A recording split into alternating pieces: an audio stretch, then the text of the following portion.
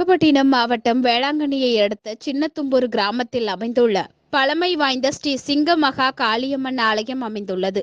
இவ்வாலயத்தில் 15 ஆண்டுகளுக்கு பிறகு கும்பாபிஷேகம் நடைபெற்றது. கடந்த 15ஆம் தேதி பந்தக்கால் முகூர்த்தத்துடன் துவங்கியது.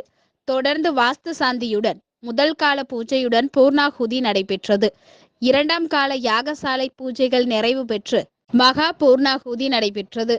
தொடர்ந்து மங்கள வாத்தியங்கள் முழங்க கடம் புறப்பாடு நடைபெற்றது. சிவாச்சாரியார்கள் கடத்தை சுமந்து வந்து வேத மந்திரங்கள் முழங்க ஆலய கலசங்களுக்கு புனித நீர் ஊற்றப்பட்டு மகா கும்பாபிஷேகம் நடைபெற்றது. பின்னர் புனித நீர் பக்தர்கள் மீது தெளிக்கப்பட்டது. அதனைத் தொடர்ந்து விமான மகா கும்பாபிஷேகம் சிறப்பபிஷேகம் செய்யப்பட்டு மகா தீபாராதனை காண்பிக்கப்பட்டது.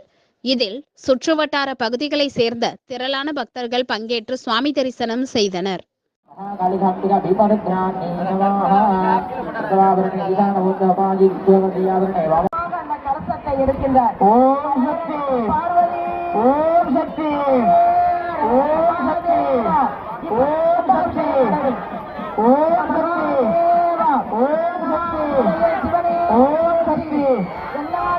கொஞ்சம் நவுந்துங்க ஐயா, தலைவரா தலைவரா கொஞ்சம் நவுந்துங்க, மறைக்குது லைட்டா லைட்டா.